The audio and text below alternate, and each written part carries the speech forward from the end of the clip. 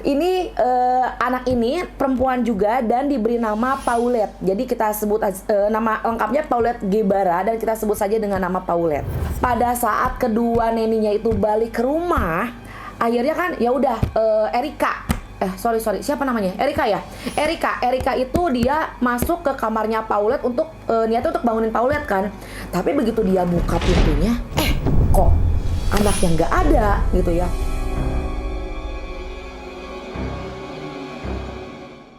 Oke, itu baru dari sisi Mauricio-nya nih. Belum lagi dari sisi emaknya, si Lizette ini. Lizette ini setiap kali ditanya sama awak media, dia santai, dia masih jawab sambil bisa senyum, bahkan bisa sambil bercanda loh. Bahkan dia ada statementnya begini ya. Ada 2 statement yang membuat publik itu menjadi ini kayaknya jangan-jangan dia nih pelakunya. Sampai seperti itu. Satu statement bahwa dia bilang kalau misalnya Paulette hilang, bukan menghilang, kalau misalnya Paulette hilang dan tidak kunjung ditemukan, ya toh saya masih punya anak satu lagi. Gimana? Anak udah susah-susah dilahirkan, udah susah-susah digedein. Yang namanya orang tua itu, ketika anak pertama lahir, cintanya gede tuh. Ketika anak keduanya lahir, cintanya bukan dibagi 2, cintanya tambah lagi gedenya, punya cinta yang sama besarnya. Kok ini bisa ya? Anaknya yang mungil, yang dia masih sangat membutuhkan bantuan orang dewasa untuk melakukan segala sesuatu gitu ya, tidak berdaya, cantik pula, hilang. Dan dia bilang ya udahlah nggak apa-apa, toh saya masih punya anak saya satu lagi. Emang anak sama kayak ayam, kayak kucing hilang, ya udahlah nggak apa-apa, kucingnya hilang, masih punya kucing yang ini, ntar saya beli lagi kucing. Dan bahkan yang lebih gilanya lagi ya, ini lebih gilanya lagi, kayaknya emaknya si Paul itu seumuran sama aku atau gimana. Dia malah bilang kalau jangan-jangan, dia sambil bercanda nih nyantainya, bagaimana perkembangan kasus anaknya. Iya nih belum ketemu, mungkin jangan-jangan Paulette itu diambil oleh alien. Dia mungkin ingin menetralisir suasana atau ingin terlihat nyantai atau gimana. Tapi kok statementnya ya mungkin Paulette ini diambil sama alien, atau jangan-jangan Harry Potter nih harus bertanggung jawab. Harry Potter? Astagfirullahaladzim, Mak. Ditanya anak hilang masih sempat-sempatnya mikirin Harry Potter. Karena nggak masuk akal aja di pikiran aku ya. Aku tuh kebayang kalau misalnya anak aku nauzubillah, amit hilang. Sesi wawancara aja mungkin mata aku udah sembab nih ya. Nggak mungkin aku masih sanggup make up cantik kayak gini. Ditanya sama orang tentang sesuatu yang membuat kita sedih, jangankan kita bisa ngomong. Yang ada sebelum kita jawab berlinang air mata. Ini masih bisa nyantai, ketawa-ketawa ngebahas Harry Potter. Itu yang membuat publik menjadi terheran-heran, kok bisa ya hati dia itu apa nggak merasa sedih tuh kehilangan anaknya ya. Nah akhirnya kecurigaan publik ini semakin kuat sama mereka berdua. Oke, karena sekarang ini publik itu bukan lagi simpati, bukan lagi empati sama mereka berdua ya. Akhirnya Lizette menerima undangan sesi wawancara itu tidak lagi di studio media atau misalnya di outdoor atau di luar ruangan, tapi dia malah menerima sesi wawancara dari beberapa media itu di kamarnya Paulette langsung. Wajahnya memang terlihat sedih saat itu. Ya, wajahnya itu tidak terlihat seperti cengar-cengir lagi seperti sebelumnya. Dia sudah terlihat sedih, tapi dia wawancara di kamarnya Paulette yang notabene itu adalah TKP-nya. Kalian paham nggak kenapa aku begini? Coba, dia itu pengacara, woi, ya. Masa sih dia sepolos itu dia mengundang wartawan untuk sesi wawancara di TKP. Yang namanya TKP itu nggak boleh diganggu gugat. Jangankan duduk di atas kasur Paulette tempat Paulette menghilang. Barang-barang yang di TKP itu nggak boleh ada yang bergeser sedikit pun. Sementara kalau misalnya kita ngundang wartawan, nggak mungkin dong kondisi kamar nggak diberesin, ya kan? Nggak mungkin kondisi kamar nggak dirapin. Ini dia sesi wawancaranya itu di atas kasurnya Paulette dalam keadaan kondisi ruangannya sudah rapih. Jadi dia sudah prepare, dirapihin nih. Ini saking menyebalkannya dia, aku sampai nggak mungkin dia nggak tahu. Pura-pura nggak tahu tuh. Apalagi sekali lagi, ini dia kerjanya pengacara. Pengacara itu cerdasnya luar biasa. Dia biasanya mengetahui isi pikiran pelaku. Karena pengacara itu kan tugasnya menggali bukti dan informasi kan dari pelaku ataupun ya yang lawannya itulah ya. Nah, dia pasti akan mengerti pola pikir pelaku itu seperti apa. Masa dia nggak tahu dengan banyaknya orang yang datang ke TKP itu akan semakin banyak sidik jari, jejak kaki, merubah posisi dari kejadian. Menurut kalian itu disengaja nggak? Karena dengan polosnya dia merusak TKP itu, nggak habis pikir. Dan pasti dong ini akan semakin menyulitkan pihak kepolisian untuk mencari bukti-bukti yang bisa menunjukkan sama mereka bagaimana cara Paulette menghilang. Karena ini udah di hari kelima, Paulette sama sekali tidak ada tanda-tanda, tidak ada pencerahan lah ya, gimana cara mereka menghilang gitu. Nah, udah kayak gitu, dan pada hari ke-7 pencarian Paulette, yaitu di tanggal 29 Maret 2010, Jaksa Agung yang tadinya rekan kerjanya Lizette ini, ya kan, yang awalnya dia ingin membantu mencari tahu bagaimana Paulette menghilang, akhirnya dia menyatakan bahwa orang-orang yang ada di rumah itu, ya, ibunya, ayahnya, kedua neninya itu harus dikenai pembatasan, maksudnya pembatasan gerak, itu tidak boleh keluar dari kota itu karena disinyalir ada ketidakkonsistenan dalam setiap saksi mereka, setiap ucapan mereka gitu. Jadi statement itu agak berubah-berubah sehingga si Jaksa Agung ini berpikir bahwa sepertinya ini prediksi netizen tuh bener, ada apa-apa nih sama kalian. Udah, kalian nggak boleh keluar dari kota Meksiko, biar nanti kalau ada apa-apa yang menjurus ke arah pelakunya salah satu di antara mereka berempat, kalian nggak bisa pergi kemana-mana. Ditambah lagi nih ya, bukti-bukti tuh ya semakin berdatangan. Jadi penyelidik itu menemukan sebuah rekaman di mana Lizzie diancam oleh Lizette, ya, oleh ibunya sendiri untuk tidak mengatakan sesuatu yang dia ketahui, ya. Tapi dia di situ rekaman itu tidak menunjukkan apa yang Lizzie ketahui. Pokoknya Lizette bilang, pokoknya Lizzie, kamu nggak boleh bilang tentang hal itu, ya, karena itu akan membuat kita dalam keadaan berbahaya. Nah, itu yang menjadikan bukti yang kuat, semakin memperkuat pihak kepolisian untuk menyelidiki pelakunya itu ke arah orang tuanya. Dan sampai akhirnya nih ya, ini adalah plot twistnya. Akhirnya di hari ke-9, yaitu di tanggal 31 Maret 2010 jam 2 pagi, akhirnya berita menyebar bahwa Paulette sudah ditemukan. Dan kalian tahu ditemukannya di mana? Ya, pasti sebagian besar udah pada pintar nih bisa ngejawab. Ya, pasti bisa menebak karena Paulette itu punya keterbatasan fisik. Iya, dia ditemukan di kamarnya sendiri. Tapi masalahnya ada yang bisa tebak nggak kira-kira ya? Ada yang bisa tebak Paulette ini ternyata ditemukan di sudut kamar yang mana? Dan dalam keadaan hidup atau sudah meninggal? Oke, jawab pertanyaan kedua dulu deh. Dia masih hidup nggak? 9 hari nggak ditemuin, dalam keadaan dia tidak bisa kemana-mana, berarti nggak makan nggak minum, berarti sudah selesai ya. Paulette dinyatakan meninggal dan jasadnya ditemukan dalam keadaan yang sudah membusuk di sela-sela kasurnya. Sela-sela kasur dong, kebayang nggak? Sela-sela kasur yang mana ternyata kayak mana aku ngejelasinnya ya? Jadi gini, katakan ini kasurnya ya, ini kasurnya si Paulette ya. Ini dinding. Ya, kasurnya dia rismanya kayu nih. Si Paulette ketemu di sini. Nyelip dia di sini, badan mungil dia nyelip di sini dalam keadaan membusuk. Dan ditemukannya gimana? Ditemukannya udah diselimutin oleh bed cover. Bayangin dulu. Ini ditemukan dalam keadaan sudah terjadi sesi wawancara di mana ibunya duduk di atas lokasi ini. Artinya apa? Ibunya duduk selama sesi wawancara di atas jasad anaknya sendiri. Masa nggak kerasa? Nggak mungkin kan? Badan jasad itu kan mungkin udah dalam keadaan kaku. Bed cover katakan empuk. Dia duduk begini aja.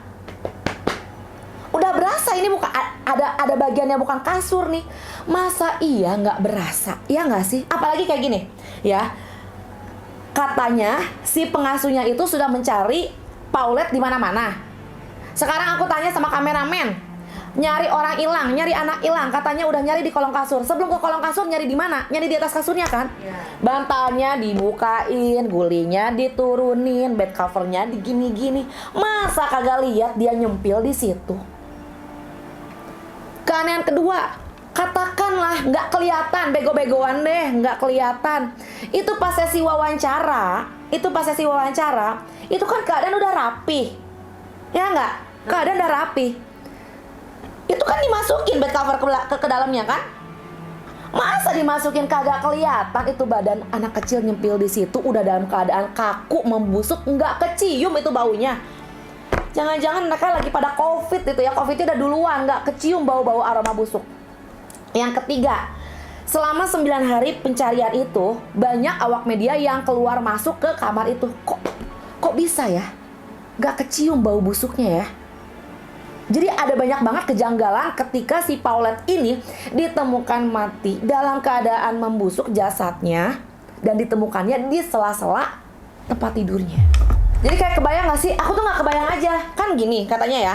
Katanya akhirnya dinyatakan Paulette ini meninggal karena ketidaksengajaan atau kecelakaan. Intinya bukan termasuk kasus pembunuhan lah ya. Karena dia jatuh terguling, kemudian dia kehabisan nafas sehingga dia meninggal. Sekarang kita bayangin aja, dia tidur, guling kayak anak aku tuh. Lagi tidur dia guling. Keselipat tuh ya. Nggak bisa gerak tuh ya. Masa si Paulette kagak bangun? Masa si Paulette kagak bisa teriak?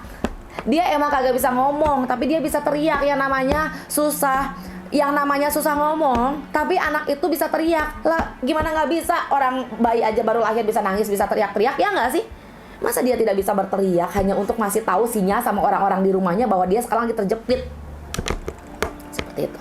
Ini benar-benar nggak masuk akal, sangat nggak masuk akal. Aku aja yang orang awam masih bingung kenapa bisa pihak kepolisian menyatakan bahwa si Paulette ini meninggal karena kecelakaan, kehabisan napas karena dia nggak sengaja terguling ke sela-sela itu. Kecuali kalau Paulette ini orangnya bisu ya, tapi kan enggak. Masuk akal nggak? Belum lagi sampai di situ. Jadi akhirnya ada salah satu video yang beredar. Ketika para penyidik akhirnya menemukan jasad Paulette itu ya, ketika dibuka bed covernya dan menemukan jasadnya sudah membusuk, salah satu pihak penyidik itu dia bilang kayak gini, wah ini badan Paulette banyak yang lebam-lebam biru, sepertinya dia meninggal gara-gara dipukul atau disiksa deh. Apalagi si pihak penyidik itu sempat menemukan di spraynya itu ada nona merah. Tapi anehnya ya, pihak dokter menyatakan dari hasil otopsi tidak ditemukan adanya kekerasan fisik atau kekerasan seksual kepada si Paulette ini yang menyebabkan dia meninggal. Namun dari hasil otopsinya ini mereka menyatakan bahwa perkiraan waktu kematian Paulette itu adalah sekitar di 8-9 hari. Artinya tepat ya, pada saat dinyatakan menghilang di hari pertama itu sebenarnya Paulette sudah meninggal. Dan masalahnya ada yang anehnya gini nih. Tadi kita udah sempat aku ceritain ya bahwa temannya si Lizette ini yang dia jaksa agung yang namanya Alberto ini, dia kan awalnya simpati, ingin mencari tahu bagaimana Paulette menghilang. Lalu dia menyatakan di 5 hari kemudian kayaknya orang tuanya nih ya yang bermasalah, coba mereka jadi tahanan kota ya. Nah, kok tiba-tiba ketika hasil otopsi itu keluar, Alberto menyatakan bahwa Paulette itu kemungkinan besar dinyatakan meninggal karena asifiksia mekanis, yaitu adalah sumbatan rongga hidung dan kompresi dada perut yang tidak berjalan dengan baik sehingga dia kehabisan napas lalu meninggal. Kok bisa ya tiba-tiba dia berubah pikiran secepat itu? Dan akhirnya ya, ini mohon maaf endingnya tidak sesuai dengan harapan kalian. Akhirnya semua dari hasil penyidikan menyatakan bahwa Paulette ini meninggal murni karena kecelakaan. Ibunya, ayahnya, 2 orang neninya itu dibebaskan dari segala tuduhan dan kasus ini ditutup sampai hari ini.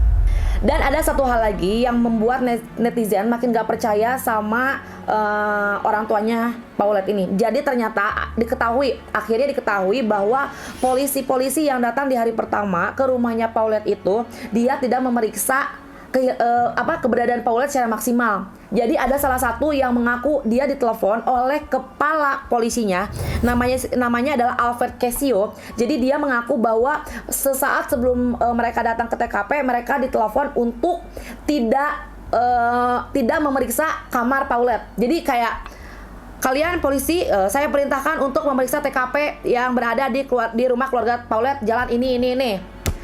Dan kalian saya tugaskan untuk memeriksa kondisi pintu dan jendelanya. Apakah ada yang rusak, apakah dia dibobol atau bagaimana, dan apakah ada jejak kaki yang terdapat di sekitar rumah mereka. Udah. Dan satu hal, kalian tidak perlu untuk memeriksa kamar Paulette. Begitu. Jadi sebenarnya kamar Paulette yang nyata-nyatanya ada jasad Paulette di situ ditemuin ya, itu nggak diperiksa di kali pertama. Jadi kayaknya polisi cuma datang, lihat pintunya, oh masih bagus, tidak ada penggerbekan ya, oh jendelanya juga kayaknya enggak deh, ini masih bagus. Lagian kalau dari situ kayaknya nggak mungkin deh ya, lantainya kan tinggi, ini nggak akan mungkin orang masuk ke sini. Oke, aman. Ya sudah, nanti kita cari bukti lagi apa ya, kira-kira 5-10 menitan. Udah, yang penting saya kerja, formalitas udah balik lagi gitu. Siapa orang yang menyuruh kepala polisi untuk memerintahkan hal seperti itu? Tapi ya, netizen juga bukan orang bodoh. Mereka sampai sekarang tuh percaya bahwa ini adalah sebuah kejanggalan ya. Dan masalahnya misteri ini sampai sekarang tidak terpecahkan. Siapa sebenarnya pelaku yang tega untuk menghilangkan nyawa Paulette ini? Sampai sekarang pun tidak ada jawabannya. Cuman di sini menurut beberapa teori, akhirnya keluar lah ya beberapa teori konspirasi yang menyatakan 3 kemungkinan bagaimana Paulette itu akhirnya meninggal. Jadi yang pertama di sini netizen percaya bahwa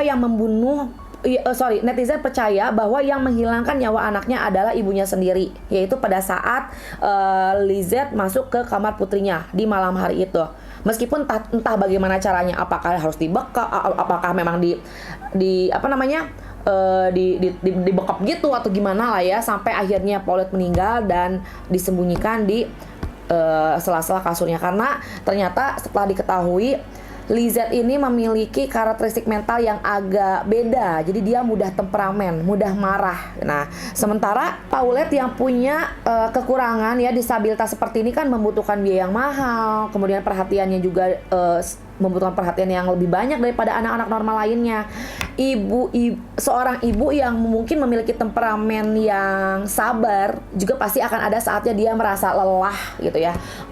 Karena punya anak disabilitas itu harus kuat loh, harus kuat mental kitanya, kuat mental untuk menghadapi anaknya, kuat mental untuk membiayainya, dan mungkin ada kuat mental untuk menghadapi respon dari orang-orang sekitarnya. Nah, kebetulan si Lizette ini orangnya temperamen. Sebenarnya dia tuh kayak udah nggak tahan gitu loh. Disinyalir dia udah nggak tahan, punya Paulette yang dia disabilitas, yang mungkin buat si Lizette ini akan membebani dia selama hidupnya gitu ya, sehingga akhirnya dia gelap mata untuk menghabisi nyawa putrinya sendiri. Kemudian teori yang kedua adalah netizen percaya bahwa sebenarnya terlibat di sini pelakunya bukan hanya ibunya, tetapi kedua orang tuanya ya. Berarti si Mauricio juga ikut terlibat lah ya. Karena setelah dicari-cari tahu, keadaan keuangan Lizette dan Mauricio ini ternyata tidak sedang baik-baik saja. Loh, mereka dikatakan keluarganya kaya, terpandang. Ya, tapi kan di tahun 2010 Meksiko itu sedang mengalami krisis ekonomi yang pastinya orang-orang di sektor real estate ini banyak yang terkena dampaknya. Ya, intinya keadaan ekonomi mereka tidak sebaik biasanya, sementara Paulette ini membutuhkan biaya pengobatan yang tidak sedikit. Gitu ya. Jadi mereka menganggap ya Paulette ini dia biayanya banyak, kemudian harapan untuk masa depannya juga tidak secerah anak pertamanya mungkin. Itu akhirnya ya udahlah Paulette-nya diilangin aja lah ya, biar kitanya nggak beban, biayanya mahal gitu. Cuman untuk teori yang kedua ini sebenarnya agak tidak sinkron kalau misalnya alasannya adalah perkara perekonomian, tapi kan dengan kejadian mereka menghabiskan nyawa anaknya ini, mereka harus menutup mulut berapa banyak orang, mereka harus menyuap berapa banyak orang. Bisa jadi jaksanya ikut disuap, kepala kepolisian yang menyuruh anak buahnya tidak memeriksa. Siapa tidak memeriksa kamar Paulette juga mungkin aja kan. Kemudian 2 neninya juga bisa jadi. Ada banyak kejanggalan kalau hanya alasan tentang perekonomian, karena nyata-nyatanya setelah itu mereka harus keluar uang banyak kan untuk menutup mulut banyak pihak gitu loh. Dan teori yang ketiga adalah pelakunya adalah kakaknya sendiri, yaitu Lizzie. Jadi sempat diketahui bahwa pada malam dimana mereka pulang berlibur itu, Mauricio dan Lizette ini berantem ceritanya karena Lizette ini ketahuan selingkuh.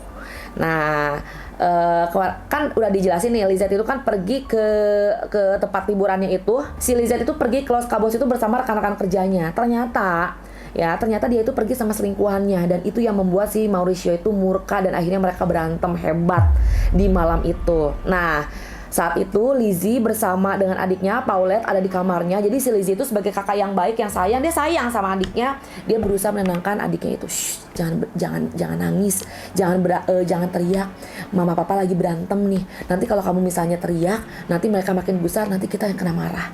Nah, akhirnya si Lizzie ini biar adiknya diem gak nangis, dia nutup mulut adiknya itu dan akhirnya menyebabkan adiknya itu kehabisan napas. Lalu Lizzie bingung. Nah, karena Paulette sudah keburu meninggal dan orang tuanya pun bingung kan ya. Mereka lagi berantem, tiba-tiba dapat kabar seperti itu. Akhirnya ya udahlah, daripada anaknya, satu-satunya anak yang tersisa ikut terseret ke tindak kriminal. Udah mah yang satu meninggal. Kemudian ini Lizzie, nanti gimana nasibnya kalau misalnya publik tahu? Akhirnya mereka membuat skenario seolah-olah si Paulette ini menghilang, ya ada drama-drama tersendiri, dan akhirnya ditemukan dengan cara seperti itulah ya. Karena kan tadi ibunya sempat ada wawancara di kamarnya Paulette, duduk di atas jasad Paulette juga, yang seakan-akan seperti menghilangkan bukti-bukti gitu ya, semakin mengaburkan bukti-bukti agar mereka semua selamat gitu, karena sudah terlanjur bagaimana lagi. Nah, 3 teori konspirasi ini belum bisa dibuktikan sebenarnya ya, dan memang tidak pernah akan bisa dibuktikan karena kasus itu sudah ditutup. Nah, cuman aku mau nanya nih sama kalian semuanya, yang paling masuk akal itu teori yang keberapa? Apakah yang pelakunya cuma ibunya aja, atau memang kedua orang tuanya yang memang berniat untuk menghabisi nyawa anaknya karena dianggap beban, atau yang ketiga karena faktor ketidaksengajaan?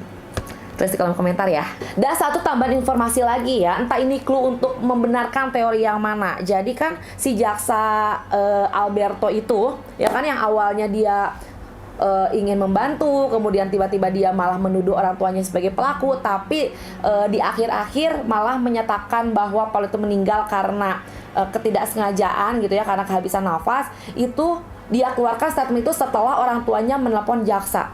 Mungkin orang tuanya itu bilang, "Pak, anak saya tuh sebenarnya sudah meninggal begini, bagaimana ya?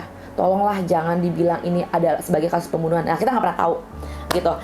Terus juga anehnya lagi, di saat Paulette dimakamkan itu ayahnya dan keluarga ayahnya nggak datang sama sekali. Entah karena alasan apa.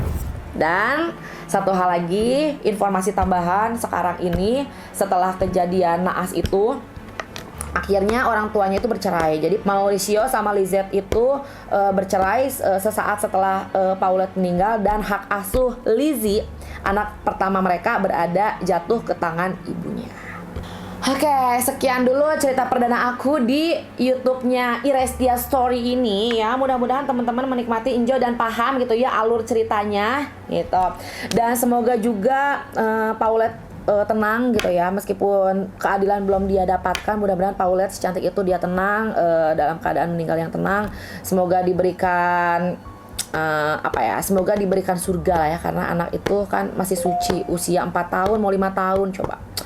Oke, akhirnya karena cerita udah selesai ya, kalian semuanya yang suka dengan cerita ini boleh dong komentar mau diceritain tentang apa lagi ya. Udah kayak gitu jangan lupa like, share, komen juga. Komen tadi udah ya. Subscribe ya. Subscribe karena subscribe itu gratis, biar aku makin semangat buat ceritain lagi ke teman-teman semuanya. Akhir kata, maaf kalau ada salah-salah kata. Kita ketemu di video selanjutnya. Assalamualaikum warahmatullahi wabarakatuh.